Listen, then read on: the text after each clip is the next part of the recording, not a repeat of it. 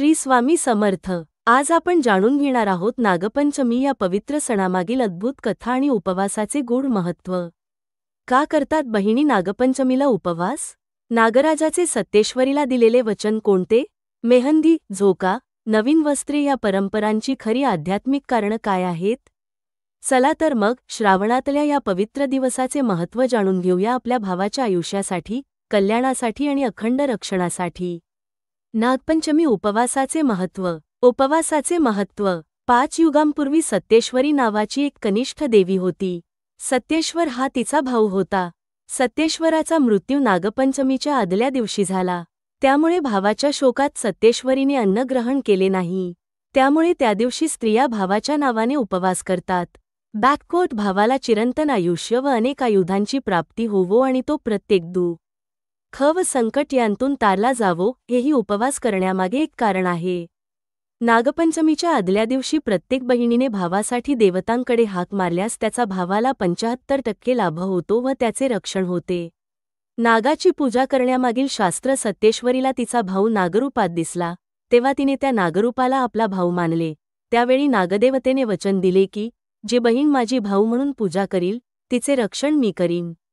त्यामुळेच त्या दिवशी नागाची पूजा करून प्रत्येक स्त्री नागपंचमी साजरी करते।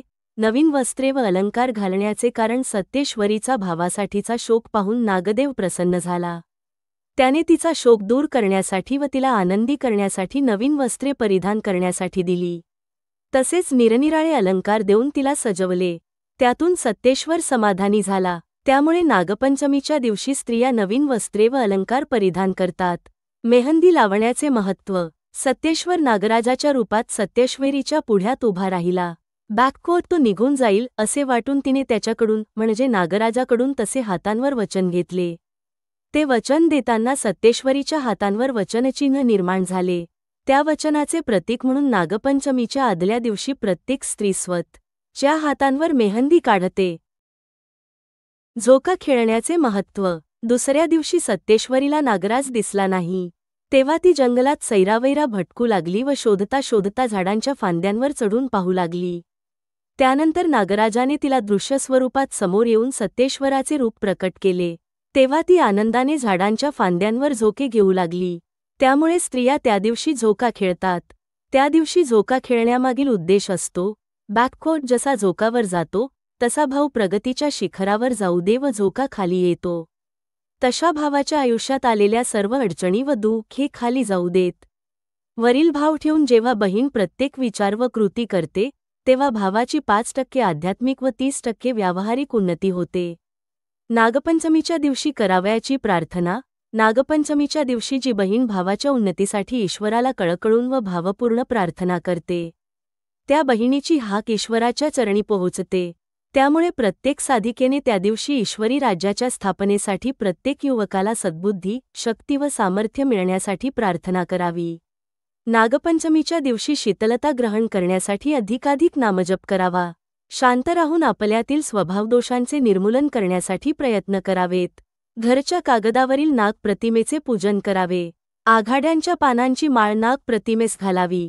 आघाडाची पाने सर्प दंशावर रामबाण उपाय आहे। नवनाग स्तोत्र 9 वेळेस पठण करावे। पूर्वकर्म दोष व नागपीडा निवारणार्थ सलग 43 दिवस हे स्तोत्र वाचावे असा संकेत आहे।